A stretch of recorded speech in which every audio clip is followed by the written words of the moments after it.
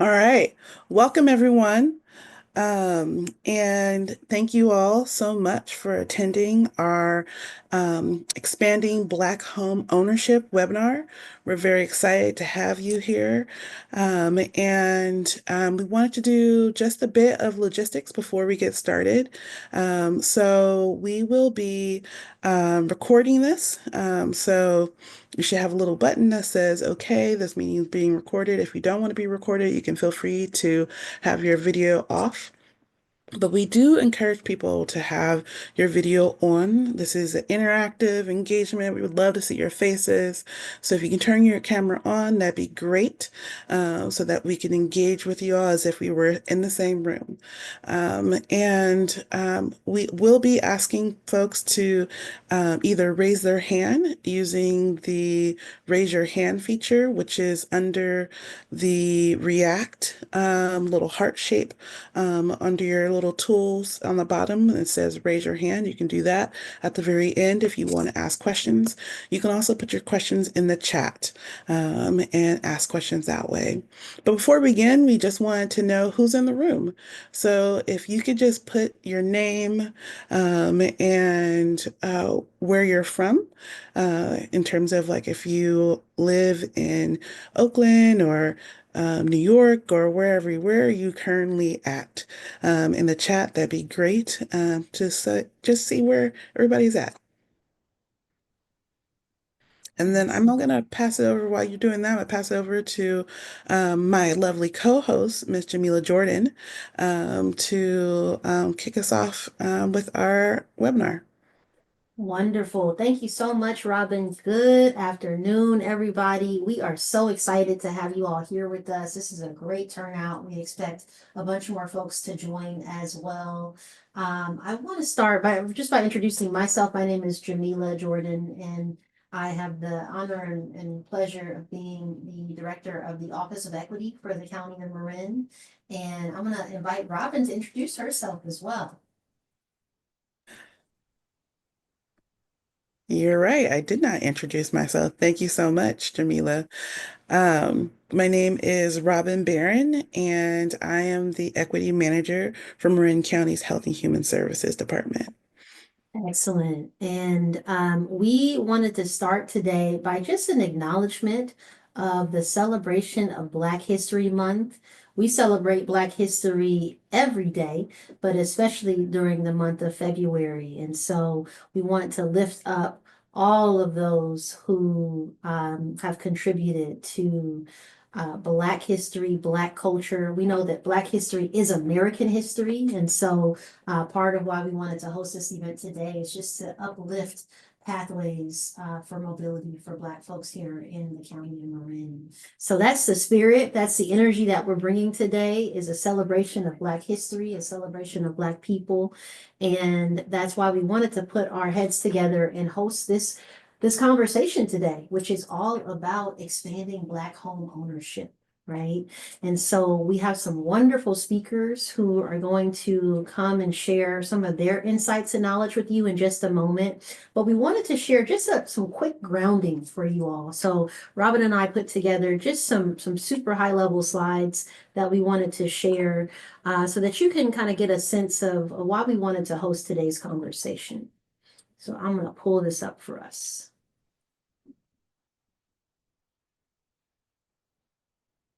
So again, welcome everyone to the Expanding Black Homeownership webinar. Are you all seeing the PowerPoint okay?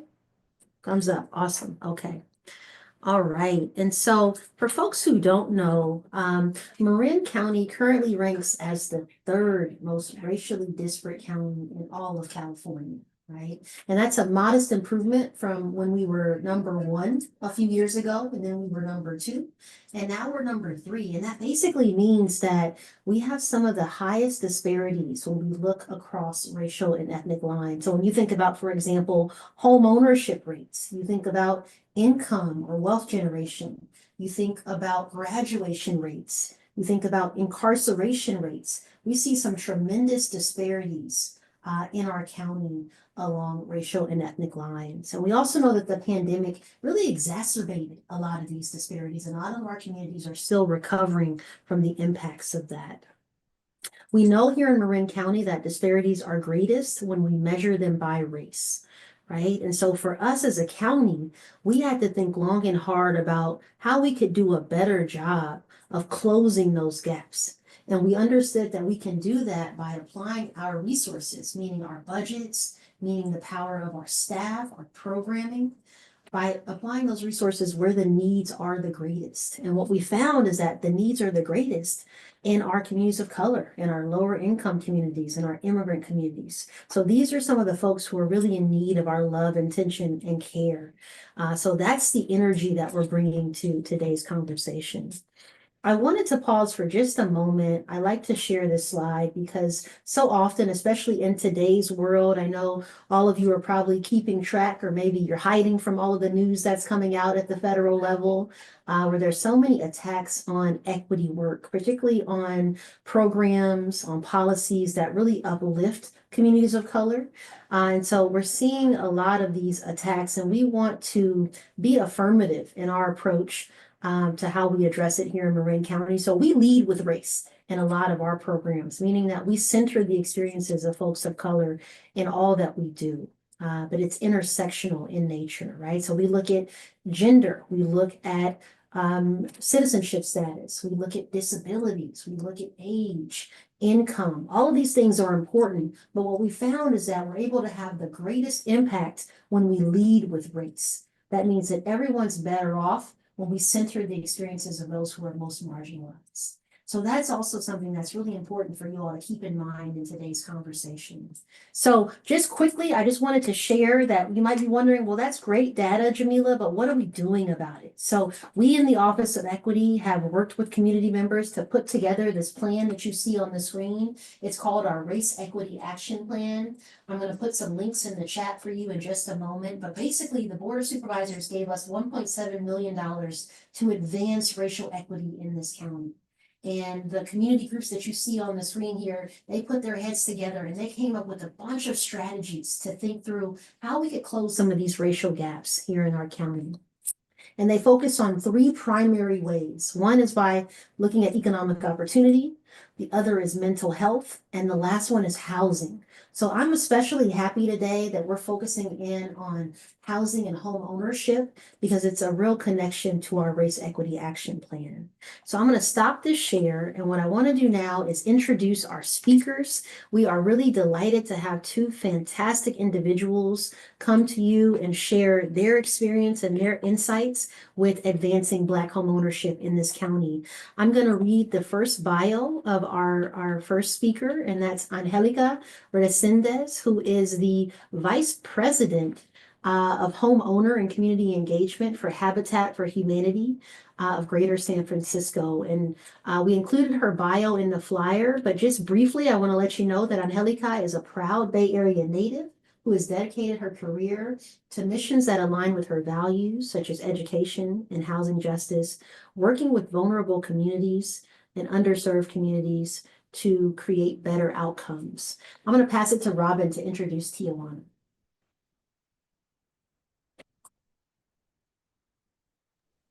Thank you, Jamillah. So I'm very excited to have a second wonderful speaker to talk about housing and expanding Black home ownership. We have Ms. Tiawana Bullock here with Hope Housing. She's passionate about community activism for equity and inclusion in the Marin City community, and it has been for over the past 20 years. She's an affordable housing advocate, and she brings a very unique perspective on practical strategies on how to reach the African American community and others to create more inclusive environments around Marin County. So we're very excited to have both these wonderful speakers here. And we're going to pass it over to Angelica to start us off. Thanks so much. Good to kind of meet you all. Just going to wait for the screen to pop up so I can go ahead and start. A little bit, just wanted to be upfront about this deck. It's a long deck. I am going to talk as quickly as I can, but I don't want to gloss over the things that I feel are really important. I'll start with a pretty broad perspective, and then I'll hone in on Habitat Greater San Francisco's actual model for homeownership. So for those of you that don't know, Habitat Greater San Francisco, we build homes and we sustain affordable homeownership. We do that through our first-time homeowner program and our home repair program. We serve San Mateo, San Francisco, and Marin counties. And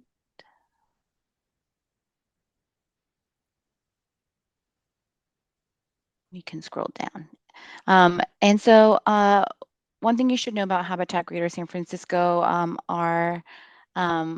our values include legacy, wealth building, partnership, and I'm real. Uh, sorry, I think I'm gonna. Does it? Would you Sorry, like me to one share my minute. We're Yeah, screen? just no, having Okay, technical yes, okay, so difficulties. sorry. okay. That's It's a okay. lot of data on there. You were right, Angelica. So give us 1 second, but please keep going. We'll No get you all worries. set up. Okay, I think I can still keep talking without that deck. So we actually at Habitat Greater SF since 1989 have built or acquired over 300 homes in the 3 counties that we serve. That's a big footprint, and I'm really excited to share that this year our affiliate we actually received funding from Habitat International to advance Black home ownership. We have been a part of the Advancing Black Home Ownership, which launched with Habitat International a couple years ago, but this is the first time that we've actually received funding in order to advance this work. Um, oh, okay, and there we are. That's where I'm at. Oh, if you want to just scroll up. Uh, so we at Habitat Greater SF, we recognize that homeownership, it's the best source, right, to create generational wealth. And we believe that everyone, regardless of race, has the right to build a lasting legacy. So this is our explicit commitment to begin to eliminate that racial homeownership gap. I'm going to talk really broadly about Habitat for Humanity International. So all affiliates, we have about 1,000 affiliates in this country, and then we have affiliates worldwide. But Habitat International's history is really interesting. I actually, in the development of this deck, learned a lot myself. So back in 1942, in a small community outside of Americus, Georgia, these two families, the Jordan and England families, founded Koinonia Farm. And it was a very radical concept at the time because people of all races and creeds came together and everyone was treated equally and resources were shared. It was so radical that they were actually excommunicated from the Baptist church, the local Baptist church. And people began to boycott their products because of how advanced they were, how progressive they were. Um, and I was really pleased to learn that in 1957, one of the founders of this community received a letter of support from Dr. Martin Luther King Jr. People often think that Jimmy Carter founded Habitat for Humanity. He did not. He was just a big champion of Habitat's mission. He believed that housing was a human right. So the actual founders are Millard and Linda Fuller, and we, Habitat International, will be celebrating our 50th anniversary, I believe, next year. And they were the ones who actually created this whole concept of partnership housing. And this is, I think, what really differentiates Habitat Greater San Francisco or all habitats from any other affordable ownership programs, which are there are very few affordable ownership programs, and we are most differentiated from those programs in terms of the partnership piece. And I'll talk about that later on in the deck.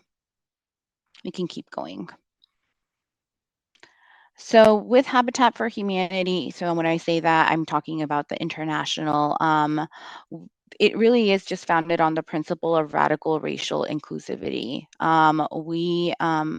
Under international, the Advancing Black Homeownership really addresses the persistent inequities that the Black community experiences in homeownership. And the goal is to really just increase the number of Black homeowners all throughout this country. I get asked this question a lot, and it's like, well, why now? Why is Habitat so committed to advancing Black homeownership? And the truth is that during COVID-19, it was really, really clear who was most impacted. It was the Black community, it was Indigenous communities, and the Latino communities. There was also that combined with George Floyd's murder, and so there was just this big spotlight, right? And Habitat International, which I'm so proud of, decided, you know what, it's time for us to actually like up our game and recommit to Black homeownership.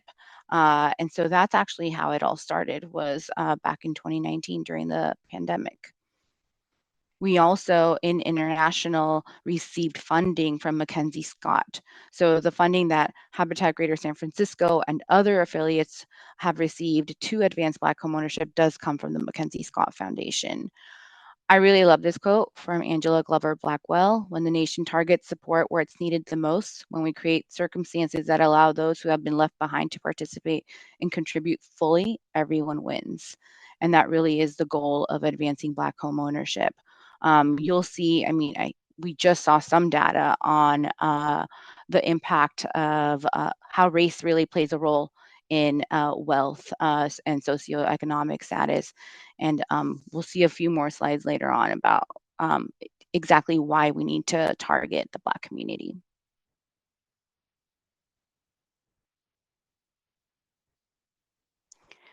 So this is from 2020, and I know that I'm pretty sure that the numbers probably look about the same, if not worse. But you can just see that in the United States, Black and African Americans have the lowest homeownership rate, lowest compared to Hispanic and Latinos, to Asians, and definitely to whites. Next slide. We know that there is systemic bias and unfair housing policies that continue to drive racial disparities in homeownership and wealth, especially for Black Americans. Uh, when I read this, I was just, I mean, I read this and I know this, but it doesn't ever make it any easier, right? So 12% of the that Black Americans have 12% of the generational wealth of their white counterparts, 23,000 compared to 184K. Black Americans are less likely to own a home, and Black Americans have a higher chance of living in high poverty. This is a big slide. I am not going to read this word for word, but this basically gives you all a history of housing discrimination here in the United States. And it really just does emphasize what's in that blue box, which is that we all do have a moral obligation to rectify this harm and correct the policies that really have disadvantaged Black households here in this country. You'll see that it really began with redlining, where Black families were denied loans to buy homes. And then you'll also see how access was just denied in general to Black vets. And there was a lot of displacement, and of course, segregation. And we can see that even with the Community Reinvestment Act, so in 1977, which was to hold banks more accountable for, investing in communities, it still hasn't really changed very dramatically. In fact, the numbers have gotten worse since I think 1980 is what I've been reading. And I feel like what we're all seeing, well, especially here in San Francisco, is a lot of gentrification. A lot of our Black communities, the Baby Juanes Point, for example, has experienced a lot of gentrification, and the inequity just continues to grow, especially since the early 2000s, when we saw how subprime lending and predatory lending really, I think, impacted the Black community and then the Latino community most significantly.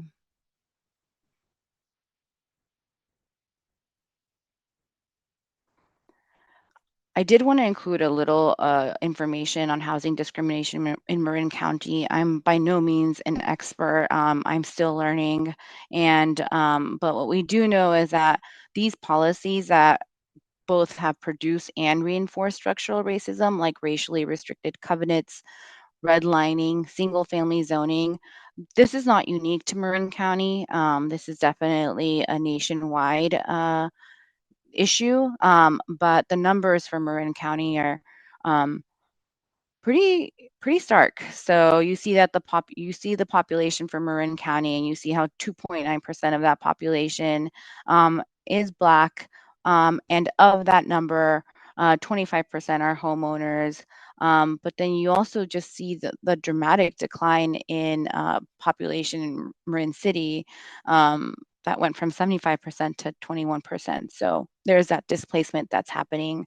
Um, I think one thing that I learned in the development of this deck was just really the importance of like how single family zoning has really restricted housing for Black communities, Latino communities, Indigenous communities, because you're really restricting the way that we're using our land and really restricting it to single family homes when we know that multi unit development is actually more accessible for a lot of families.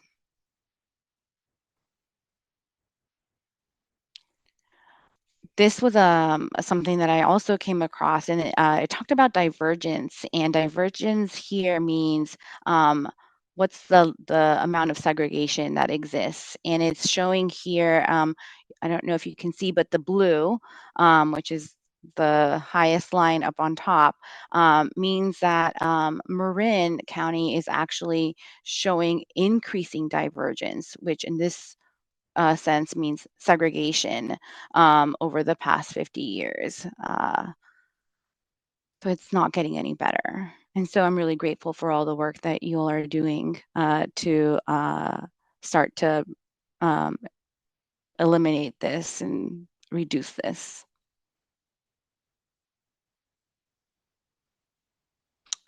Again, you can just see in California, the home ownership rates by race.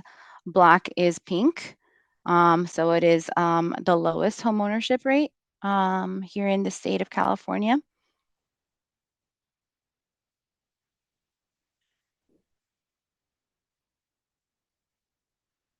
And we can keep going. And I also wanted to share this other quote from Angela Glover Blackwell. There's an ingrained societal suspicion that intentionally supporting one group hurts another. That equity is a zero-sum game. In fact, when the nation targets support where it's needed the most, when we create the circumstances that allow those who have been left behind to participate and contribute fully, everyone wins. I put this slide in here because, we're getting asked, well, why just Black homeownership? What about other disadvantaged communities?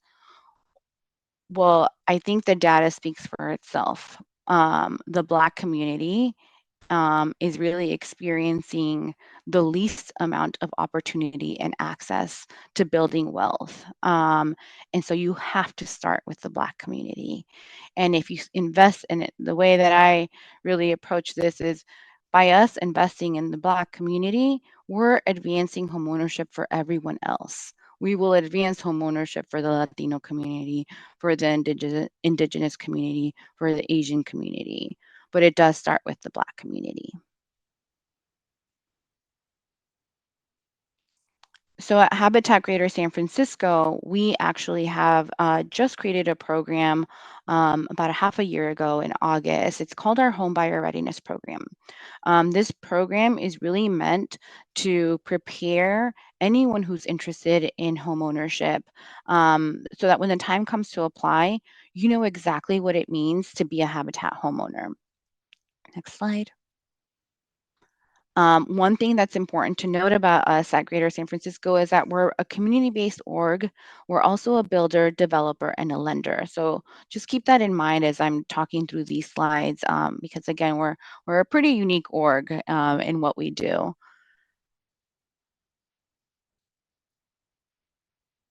And this is so the home buyer readiness program, it's actually accessible to anyone who's even remotely interested in habitat home ownership. We offer monthly 1 hour info sessions. They're via Zoom, free. You can sign up at any time. I think we actually have one on the 27th next week. And then we also do quarterly deep dives where we really talk in depth about our three criteria for homeownership, which are the ability to pay for the home, your need for housing, and your willingness to partner. Currently, the sessions are held virtually in English. Goal is to start offering them in Spanish as soon as I have a little bit more bandwidth. And we'll also be sending newsletters to anyone who attends to just recap content.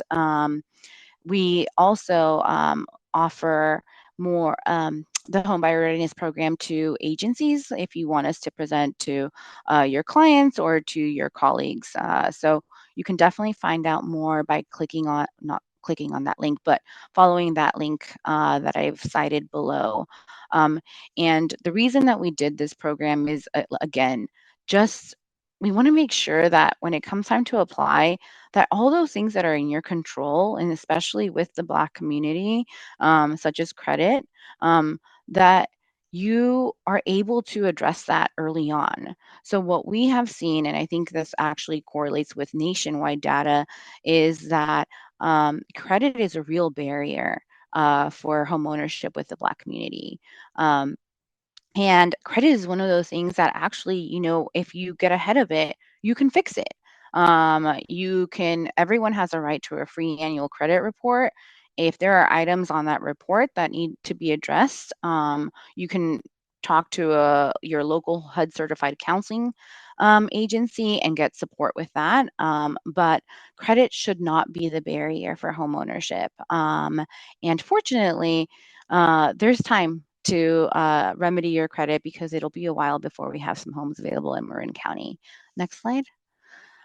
So the connection to advancing Black homeownership with our home buyer readiness program, we actually have really been very thoughtful, thanks to my colleague Belinda, who's on this meeting, in terms of really reaching out to Black-led and/or Black-serving community and faith-based orgs. So that is the primary goal for home buyer readiness, is really, again, focusing on the Black community. Um, and it'll also just help us to address and reduce the barriers early on, such as credit.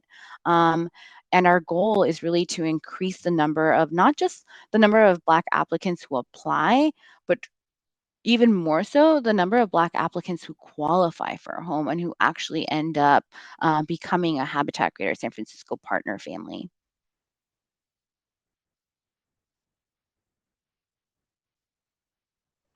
So here are some future homeownership opportunities with Habitat.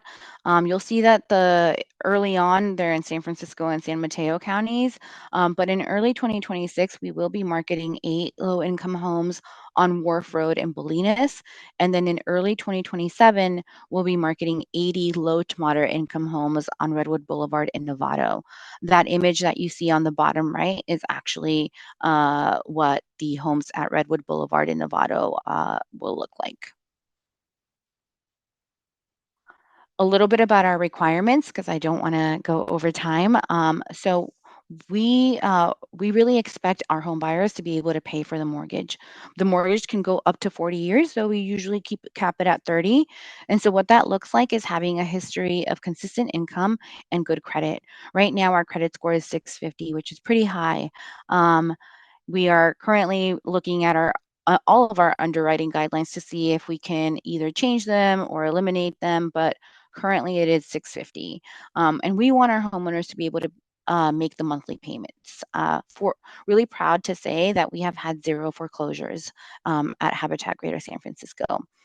At Habitat Greater SF, we define need as just your income alone. If you make 50 to 80% of the area median income, you have need, because you probably are making a little bit too much to stay in an affordable rental, but you're not making enough for a below market rate home where you have to finance, provide a down payment, and you're definitely not making enough for a market rate home where I think minimum salary is like 500K.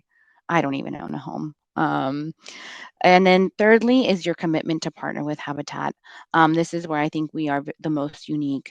So this really looks like the volunteer hours that you do during sweat equity.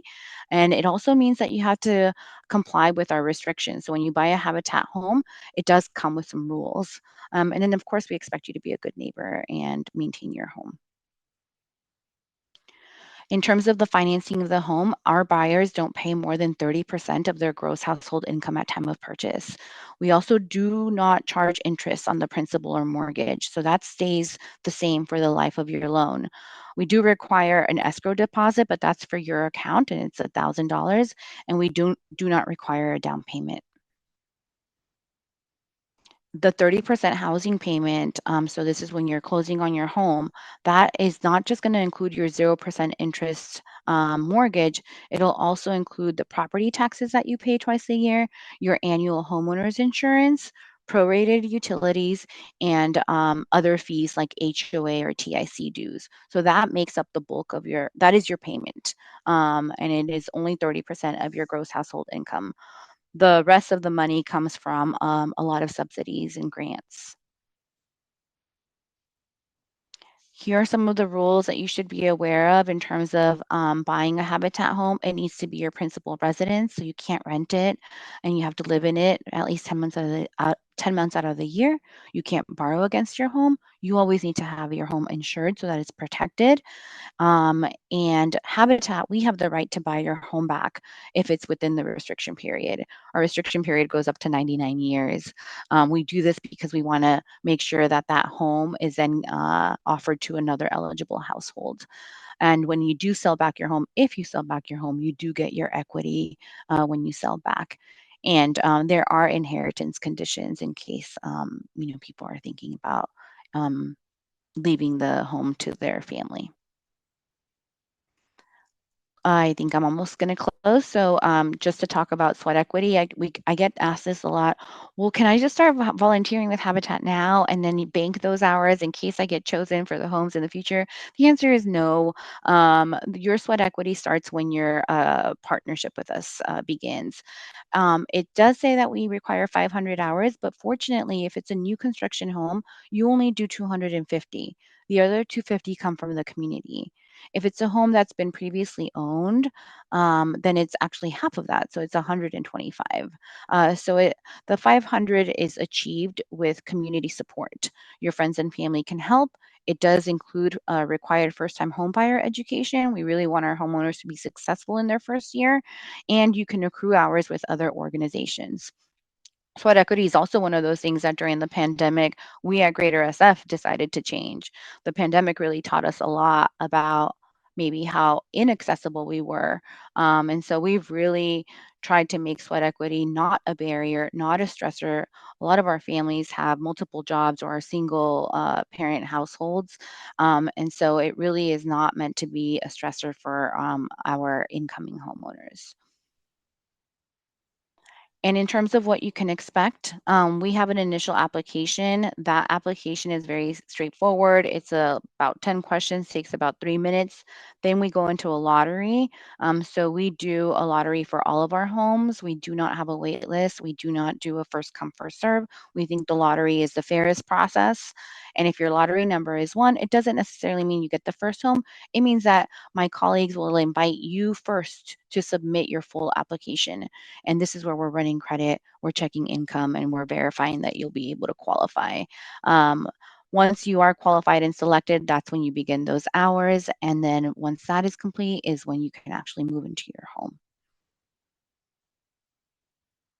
That is the end of my presentation. I hope I didn't speak too quickly, but if you have questions, I know we're sticking around after this. And if not, you can also just send an email. Will we get some virtual applause for Angelica, everyone? Really appreciate what you shared there today with us. And as she mentioned, owning a home is really the primary way that most families build wealth.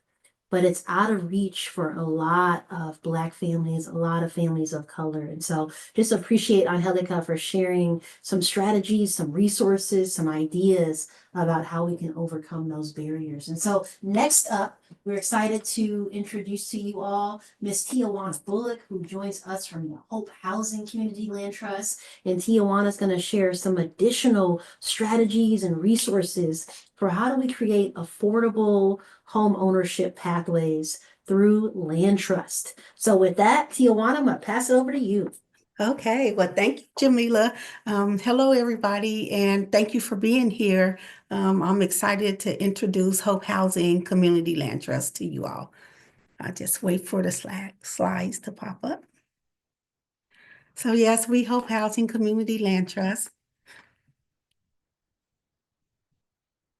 You know, we believe that everybody deserves a home, especially our African American community. And thank you so much, Angelica, for showing some of those stats on Black home ownership, because we are at the bottom of the scale as being homeowners and passing on generational wealth to our kids. So Hope Housing was started during the time of the pandemic. It was started by a group of young adults that lived here in Marin City and by myself.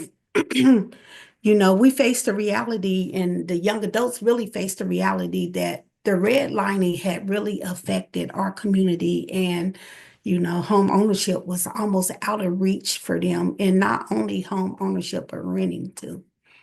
Um, you know, it was almost impossible. Oh, one more thing on that slide.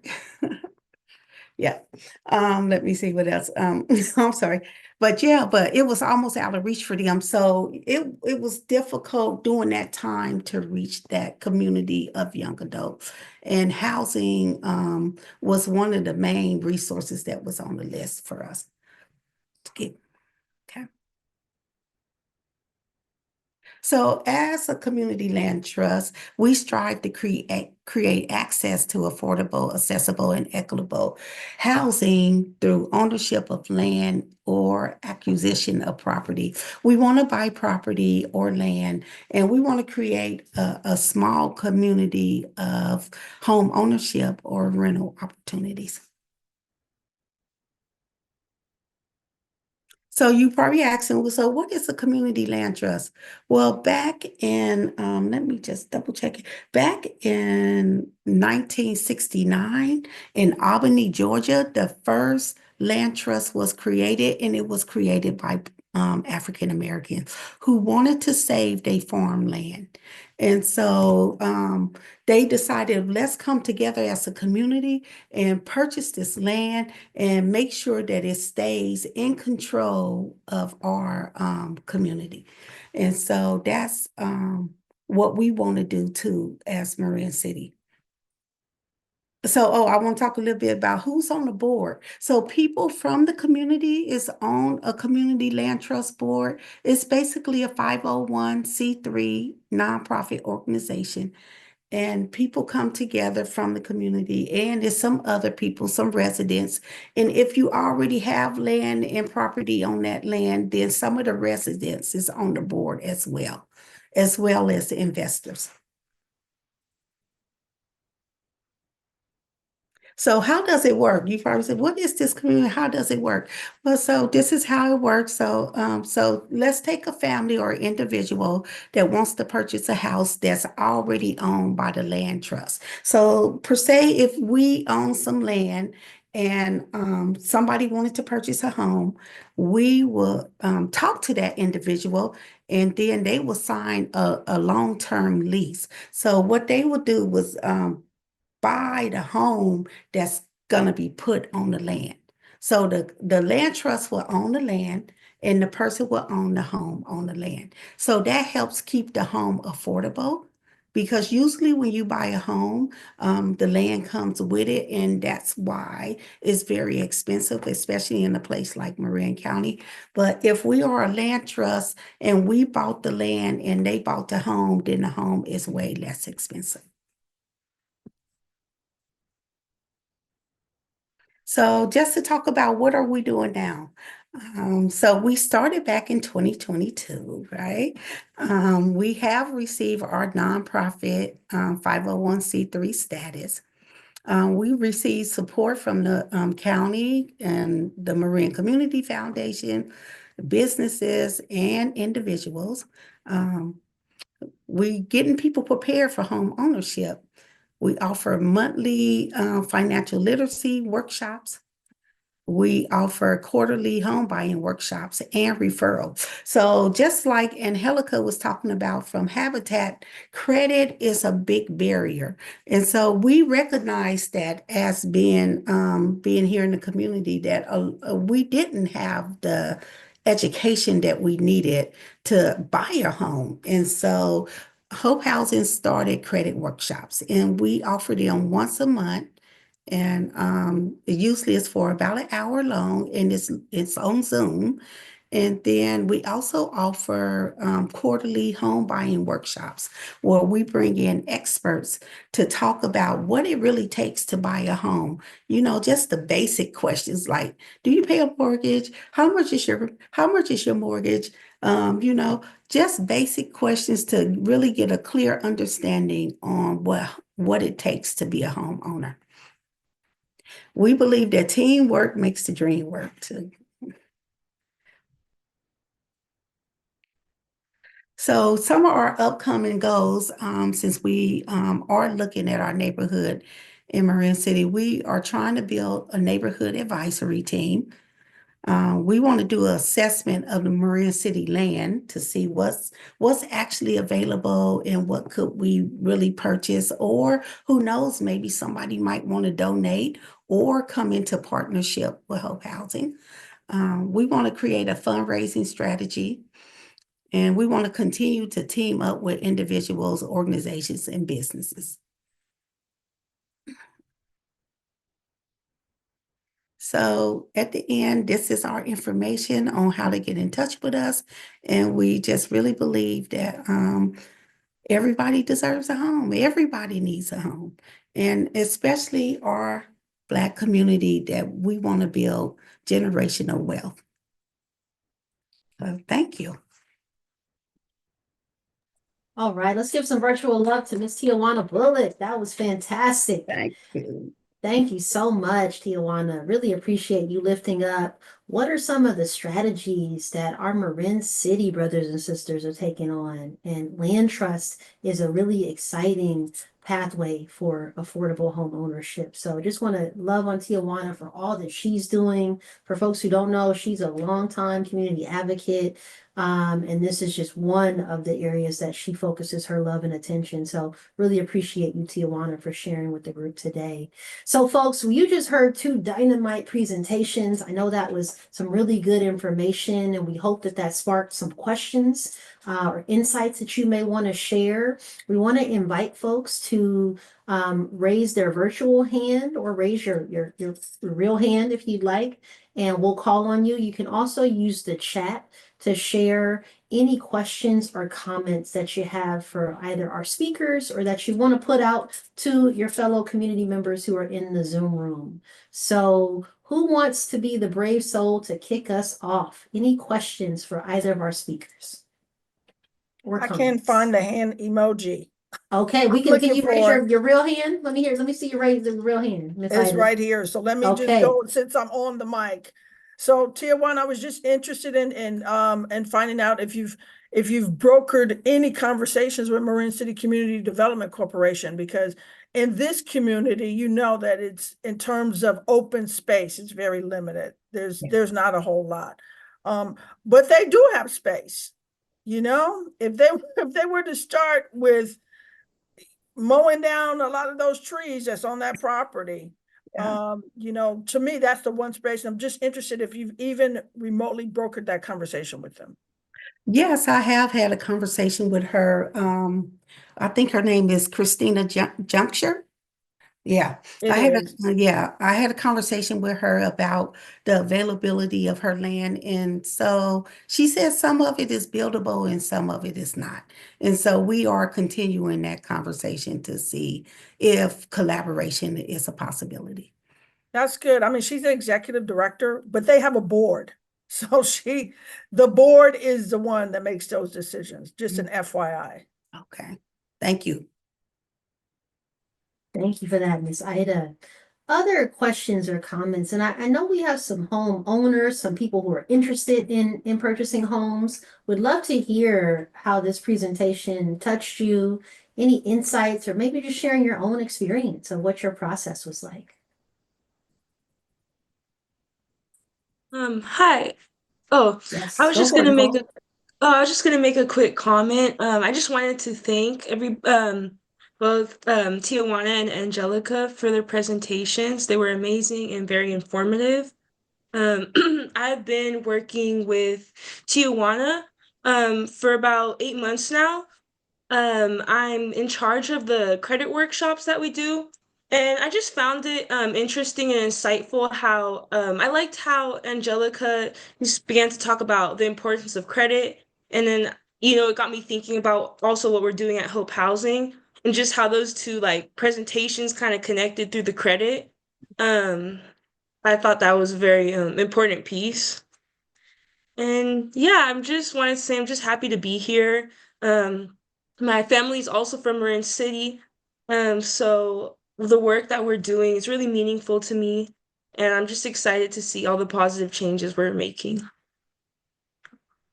Thank you so much for that, Nicole. Really appreciate what you share. Credit, absolutely. I heard that in both presentations. Super important. We got two hands up. I'm going to go to Aaron and then Miss Locks. Aaron? I would second what Nicole said, that the presentations it's so exciting to see this happening in our community. I'm with Community Action Marin, and I similarly, credit coaching, credit reconciliation, building credit scores, financial coaching, tax assistance preparation, all of those things. We would be happy to have conversations around partnership to help support those homeowners getting prepared and supporting home ownership, as well as helping share information about both the land trust and the work that Habitat is doing to build those homes. So many of the folks that we work with across the board, whether it's in our childcare programs or through things like utilities assistance and benefits work, are absolutely the kinds of families and folks we want to help support in purchasing their home. So anyway, I'll put my information in the chat, but really grateful you're doing the work you do. Thank you so much, Aaron. So you all are hearing this. We have lots of organizations who are here in Marin County who can support. So please take advantage of this. Let's go to Miss Locks. Thank you for the excellent presentations from both our speakers. I wanted to ask Angelica a question about the places that they're planning to do their habitat. One is Bolinas. So in Bolinas, the topic today is expanding Black home ownership.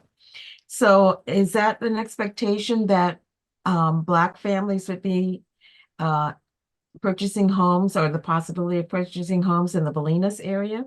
I can see the Novato, but I'm not so sure about Bolinas. Is that population maybe more of the Hispanic population, or, like their ranchers and other working groups in that area? Yeah, that's a really great question. So we actually do have to abide by, we have affirmative fair housing marketing plans. And so part of an affirmative fair housing marketing plan is that we intentionally must target those who are least likely to apply for a home. So in this case, it would be the Black community, and it actually would also be the Latino community. But like I said earlier, the goal is really to advance Black homeownership everywhere. So if there are Black families that are interested in living in Bolinas, then by all means apply and get informed on how to qualify. So we will, and that's actually what we've started to do. This is why Belinda, my teammate, has really got focused our attention on Marin County and really spreading the word about the Home Buyer Readiness Program and event, so that we can have Black families apply for these homes in Bolinas and, of course, in Novato. But I definitely hear what you're saying. I don't feel it being such an issue with Novato. I do know that Bolinas is just, it's a very unique place, and it's maybe not so accessible for a lot of families, regardless of race. It's just, I love it there, but I wouldn't live there either. It's too remote for me. But yeah, we will be targeting Black households. Love that. Thank you. Let's go to Manny. Hi, Angelica. Tiawana. I was just curious. Just there's a lot of really interesting things about the land trust to definitely a way to build equity. I was just kind of curious. Um, and maybe you touched on it just right now a little bit, but I was just curious about some of the challenges for people to participate in these programs. Um, as far as like location, any like I guess what comes to mind is sort of like an HOA, like certain rules that are okay and not okay, I guess within the program guidelines. I was just wondering if you could just touch on those a little bit. Well, for far as the land trust right now, because we don't have property yet, but if we did have property, that would be assessed by the board, and the board would make a decision on what kind of rules and regulations to put together. I know for Marin City, it might be a little different, because we know the income levels, we understand our community, and I think in each community, wherever we purchase, it might look a little different, but I'm sure it's going to be some restrictions like you have to sell it back to the land trust, or if you're going to sell it, to keep it below a certain market rate. So the next person will be able to purchase the home as well.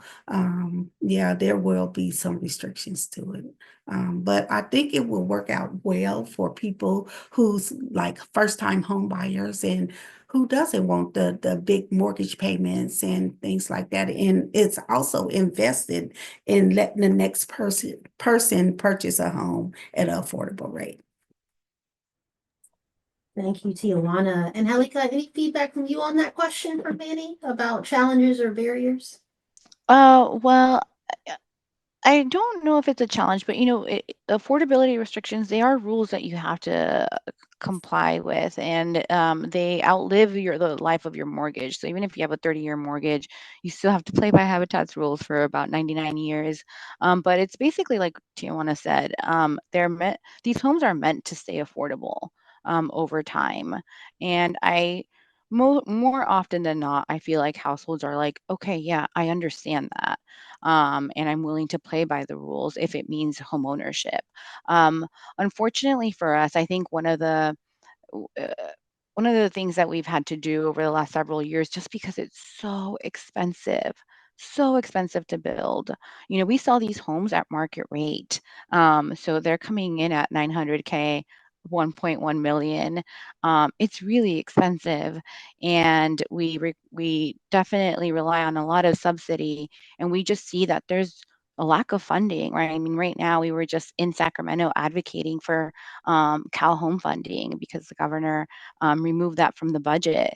That's a big source for us. So because of that, we've also when you buy a Habitat home, you're actually not getting any appreciation on the home. So when you sell back, all you're getting is your equity, which is, it's it's not building interest because it's a 0% interest loan. But again, most people are like, well, at least I'm paying myself that money and not someone else.